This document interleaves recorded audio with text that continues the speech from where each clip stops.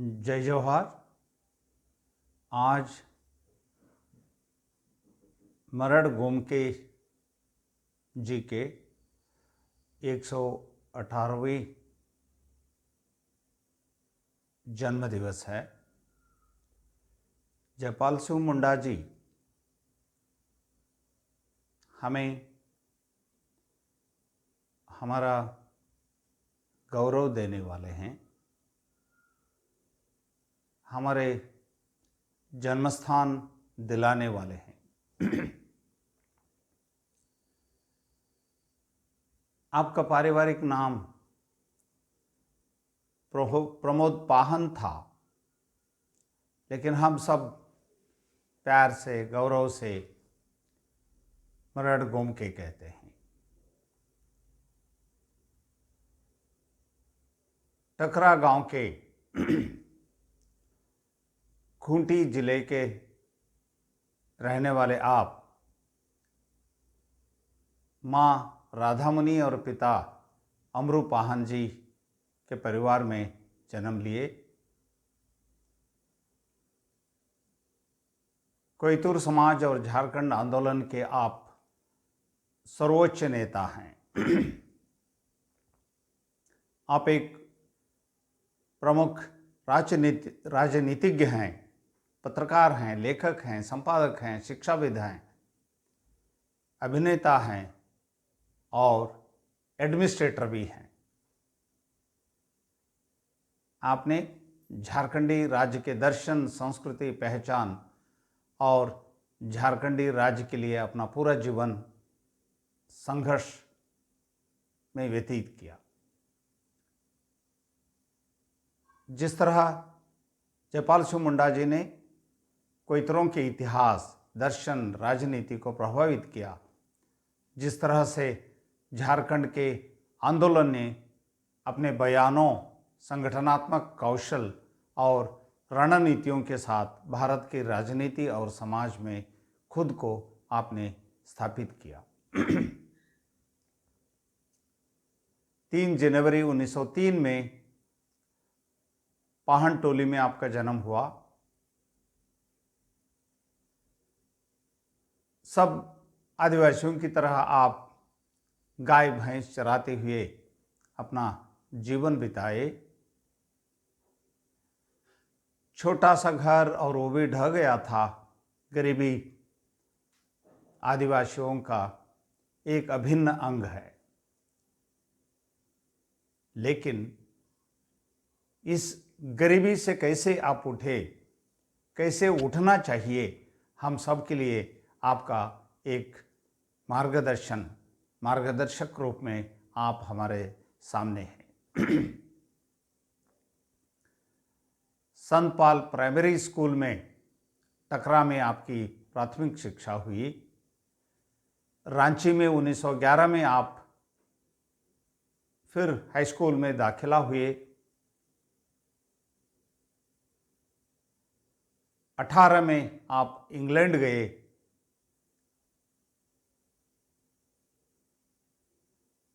संत Augustine college Canterbury England में आपने admission लिया। 1912 में ऑक्सफोर्ड से आपने मैट्रिक किया, लेकिन बचपन से मुंडा जी के व्यक्तित्व में हॉकी समा हुआ था। हॉकी, फुटबॉल, क्रिकेट, रग्बी, घुड़सवार नियमित रूप से आप अभ्यास करते थे। हॉकी में कॉलेज, यूनिवर्सिटी और इंग्लैंड के प्रोफेशनल टीमों की आपने कप्तानी की। देखिए, एक और एकेडमिक्स में आप बहुत अच्छे थे। हॉकी में एकेडमिक्स से ज़्यादा अच्छे थे, फुटबॉल में अच्छे थे, क्रिकेट में अच्छे थे, रग्बी में थे, घुड़सवारी में थे। मतलब जनजाति लोगों के डीएनए में जो खेल है, हॉकी है, दैहिक सामर्थ्य है, आप उसके प्रतीक हैं। 1924 में आप debating society saint John college Oxford के आप महासचिव चुनाए गए।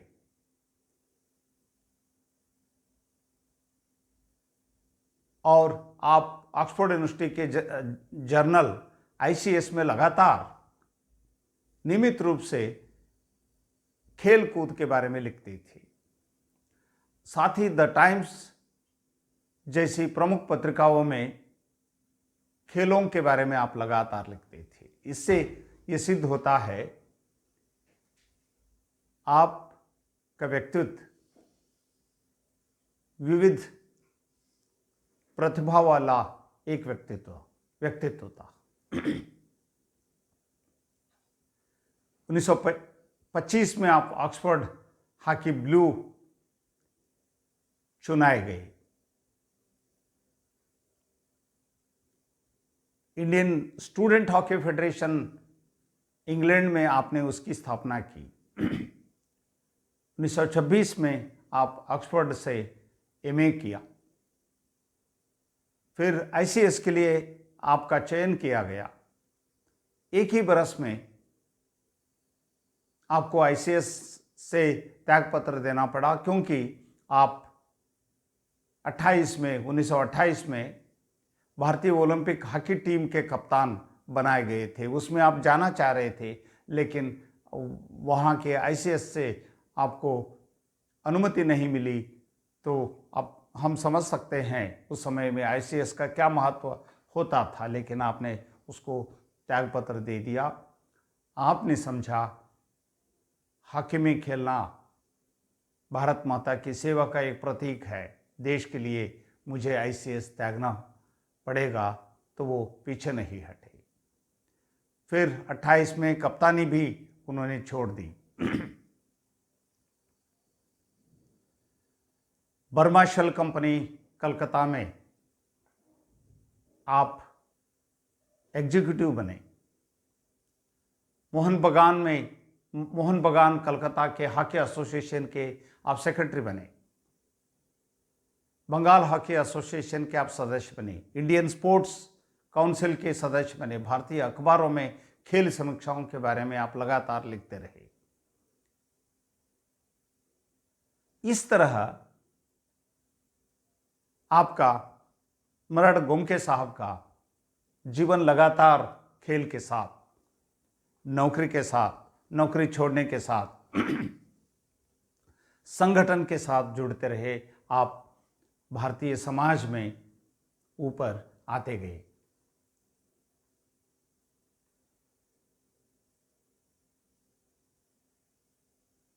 अचिमोता कॉलेज गोल्ड कोस्ट घाना में आप प्रिंसिपल बन गए। फिर बीकानेर स्टेट के विदेश मंत्री बने। रायपुर के राजकुमार कॉलेज के आप प्रिंसिपल बने।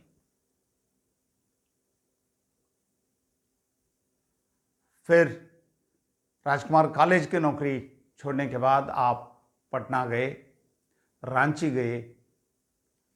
सार्वजनिक जीवन में, राजनीति में भाग लेने की आपकी इच्छा हुई जब आपने देखा आदिवासियों की दुखभर्द जिंदगी, कठिन परिस्थिति,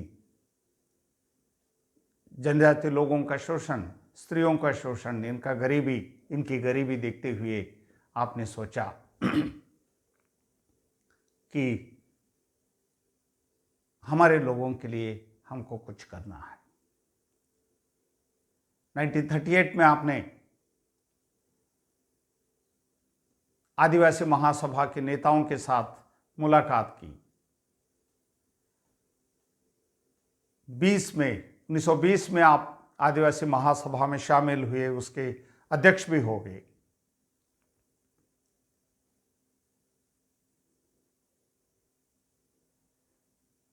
बर्मा शेल में ज्वाइन करने के बाद, रायपुर में जाने के बाद, मतलब कहीं भी वो बहुत दिनों तक अपने आप को रख नहीं पाए, रोक नहीं पाए।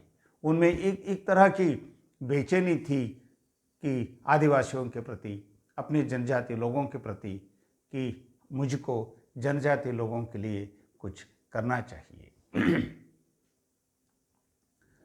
आपने रामगढ़ आयोजित कांग्रेस अधिवेशन में भाग लिया और सुभाष चंद्र बोस के साथ आपने बात की। रांची व शिवभूम जिला बोर्ड चुनाव में आपने भागीदारी की। इस तरह आप लगातार लोगों के साथ, जनजाति लोगों के साथ, समाज के साथ अपने आप को जोड़ दिया। आदिवासी महासभा के साथ आप अपने आप को जोड़ दिए। आदिवासी सकम साप्ताहिक पत्रिका की आपने शुरुआत की। राजेंद्र प्रसाद जी उन दिनों में बिहार कांग्रेस के अध्यक्ष रहे, उनसे लगातार आप पत्राचार करते रहे, उनसे आप मिले, उनको जनजाति लोगों को शिक्षा देने की अपील की, हॉस्टल्स खोलने की, कॉलेज खोलने की, स्कूल्स खोलने की बात आपने की। 1940 में आदिवासी सनातन सभा चमरा मुंडा जी के अध्यक्षता में बैठक की। वहाँ जयपाल सिंह मुंडा जी को आदिवासियों के नेतृत्व से बहिष्कृत करने की घोषणा की गई।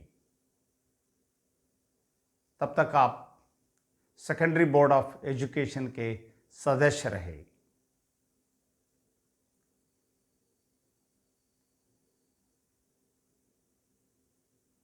आप एआरपी रांची के चीफ वार्डन भी बने।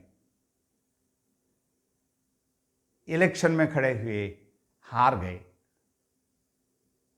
फिर बिहार सरकार के साथ लगातार आप बात करते रहे, वार्तालाप करते रहे, कोइतुरों के हितों के लिए, जनजातियों के हितों के लिए, उनकी शिक्षा के लिए, उनके आर्थिक प्रगति के लिए आप लगातार ज्ञापन देते रहे, वार्तालाप आपने खोल दिया।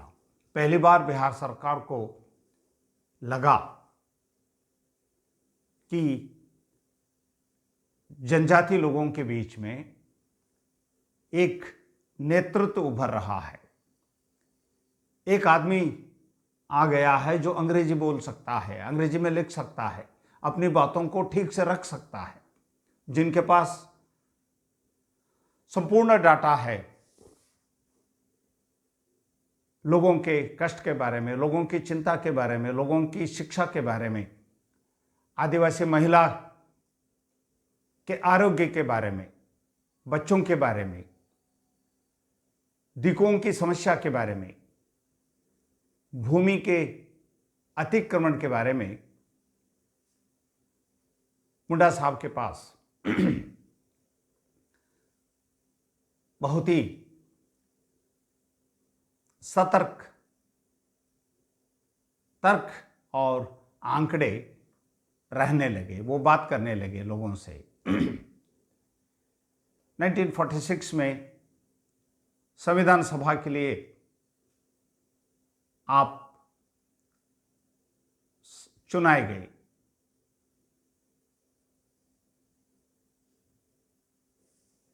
और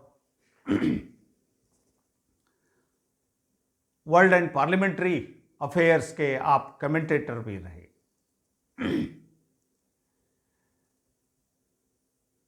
30 अप्रैल को 46 में संविधान सभा में आदिवासी जमीन के अधिकार को मौलिक अधिकार बनाने की मांग को लेकर आपने जो बातें रखी वो अपने आप में ऐतिहासिक है, अपने आप में आदिवासियों के कष्ट और सुख, उनकी जमीन, जंगल के प्रति उनका प्यार, संबंध, ये सब हमारे सामने, दुनिया के सामने ये बातें रखती हैं। आपने आदिवासी लेबर फेडरेशन की स्थापना की, अध्यक्ष बन गए, उसके आप फिर आदिवासी महासभा अधिवेशन जो रांची में हुआ था उसके आप अध्यक्ष चुनाए गए। 15 नवंबर 1947 में दिल्ली में नेहरू जी के साथ आदिवासी स्वायत्तता पर ऐतिहासिक वार्ता आपने की। सरदार पटेल, अबुल कलाम आज़ाद, सरोजनी नायडू, काका साहब कालेलकर, अंबेडकर साहब इसमें शामिल थे। राष्ट्रीय योजना के पहले अध्यक्ष जेसी कुमारप्पा और वेरी रेलविन इस बातचीत में मौजूद थे।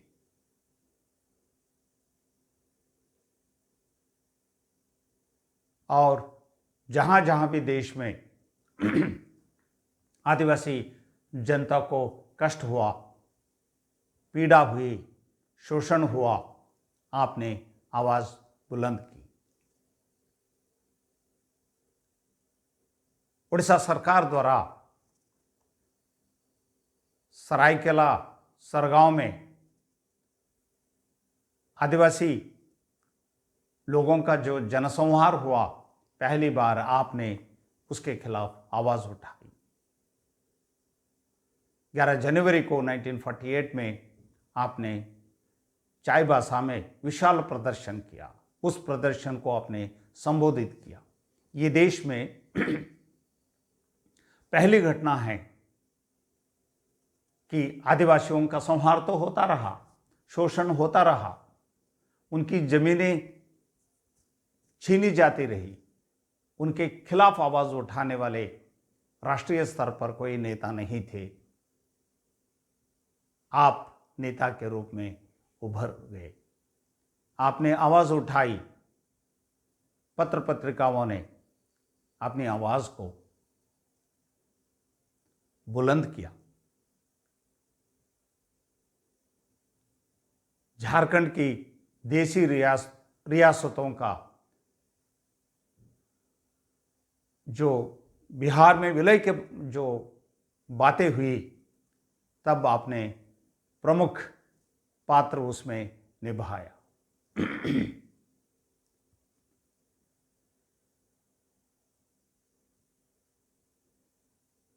डॉक्टर अंबेडकर के साथ आपने बातचीत में कहा, डॉक्टर अंबेडकर साहब चाहते थे आदिवासी शब्द संविधान में नहीं होना चाहिए, अनुसूचित जनजाति शब्द का बाबा साहेब जी ने प्रस्ताव रखा था, लेकिन आपने उसका विरोध किया। और आपने एक प्रस्ताव रखा, क्यों जनजातीय लोगों को नहीं कहना चाहिए, आदिवासी लोग क्यों कहना चाहिए? क्योंकि आदिवासी लोग मूल निवासी है इस देश के।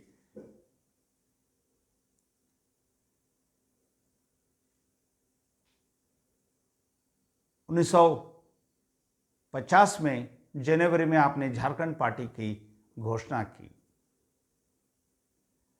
अब देखिए, इनका व्यक्तित्व इतना विशाल है, एक आदमी अपने जीवन में इतना सारा कैसे कर सकते हैं। 1950 में उन्होंने एक पार्टी की स्थापना की, झारखंड पार्टी की, फिर साथ साथ में दिल्ली फ्लाइंग क्लब के अध्यक्ष बन गए। ध्यानचंद हॉकी टूर्नामेंट के आप अध्यक्ष बन गए। प्रांतीय एवं केंद्रीय चुनावों में आपने भाग लिया। आपके नई पार्टी जो झारखंड पार्टी से 32 विधायक और 4 सांसद चुनाए गए। स्वयं आप खूंटी से लोकसभा सदस्य बन गए।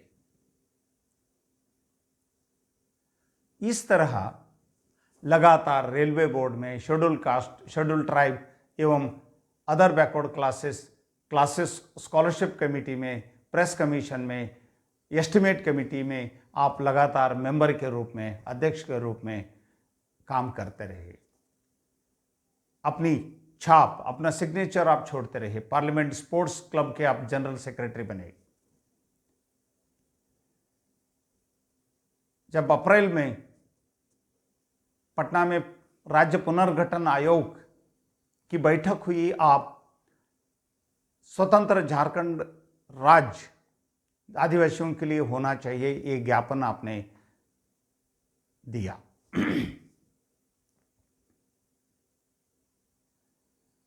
आप देखिए वो आपकी इस तरह की एक परंपरा है। आपने अपने एक पुत्र को, जहां आरा से जो पहला पुत्र हुआ, उनको आपने बिरसा जयपाल नाम रखा। जैसे जब भी आप राज्य पुनर्गठन सभाओं में भाग लेते और कहते कि हमको झारखंड होना चाहिए, और लोगों ने आपको दरकिनार किया। फिर 57 में चुनाव आई, फिर आपने भाग लिया, झारखंड पार्टी से विधायक चुनाए गए, 5 संसद जीते। इस तरह अब देखिए 1961 में इंटरनेशनल ओलंपिक कमेटी द्वारा देश में खेलों की स्थिति पर गठित 3 सदस्यीय जांच समिति में आप सदस्य रहे। लगातार आप भारतीय सार्वजनिक जीवन में एक महत्वपूर्ण स्थान आप निभाया। यूएनओ के एक बैठक में आपको भारत सरकार ने भेजा, आप उसमें भाग लीजिए।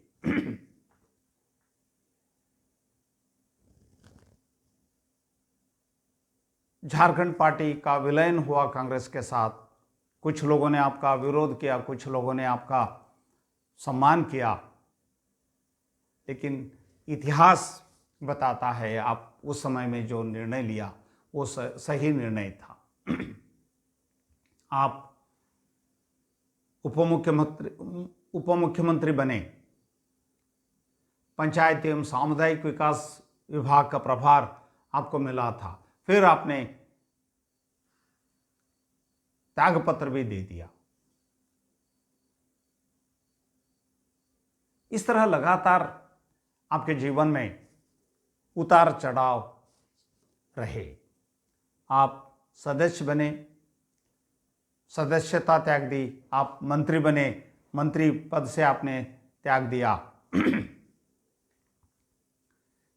लेकिन आप एक ही आवाज में लगातार लड़ते रहे कि हमको अपना राज्य चाहिए। आपके कारण से बिहार सरकार ने छोटा नागपुर रीजनल बोर्ड की स्थापना की। छोटा नागपुर एरिया के विकास के लिए इस बोर्ड काम करने लगा। फिर 67 में आप खुंटी संसदीय सीट से फिर विजयी हुए चौथी बार। इस तरह आपका जीवन लगातार भारतीय सार्वजनिक जीवन में एक मुख्य रूप से आपने अपना कर्तव्य निभाया और लगातार जनजातियों के हक के लिए, उनके फॉरेस्ट राइट्स के लिए आप लड़ते रहे। जनजाति भाषाओं की रक्षा के लिए, आदिवासी लोग बच्चों की शिक्षा के लिए, स्त्री की रक्षा के लिए, उनके हकों के लिए, जंगल में जो उपोत्पाद हैं उनका संग्रह आदिवासियों का हक है। देश के पानी पर आदिवासियों का हक है। आप इस पर बात करते रहे। आप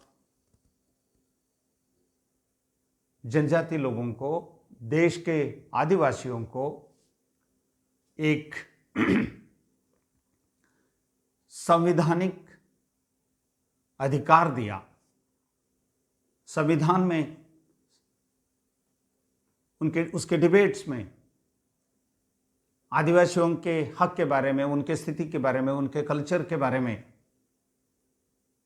उनके एथोस के बारे में, पुराण के बारे में आपने आवाज उठाई। पहली बार देश को मालूम हुआ कि आदिवासी लोगों की क्या संस्कृति होती है, क्या स्थिति होती है, उनकी क्या भाषा होती है।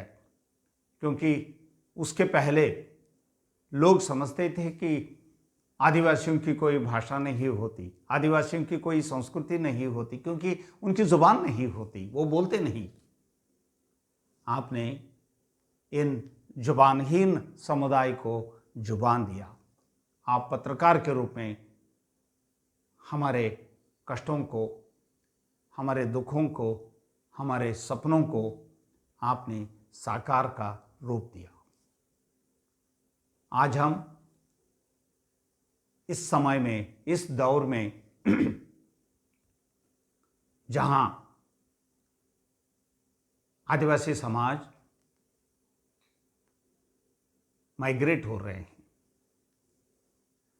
प्रवासी समाज बन गया है, आज यहां काम मिला, कल वहां काम मिला, और इस प्रवासी आदिवासी समाज में युवा स्त्री गायब हो रही हैं, बच्चे स्कूल से बेदखल हो रहे हैं, कंटिन्यूटी ऑफ एजुकेशन नहीं हो पा रहा है। मातृभाषा में शिक्षा न होने के कारण से, आदिवासी भाषा में शिक्षा न होने के कारण से मूल कॉन्सेप्ट को हम समझ नहीं पा रहे हैं। जयपाल सिंह मुंडा जी हमारे प्रेरक हैं, हमारे मार्गदर्शक हैं।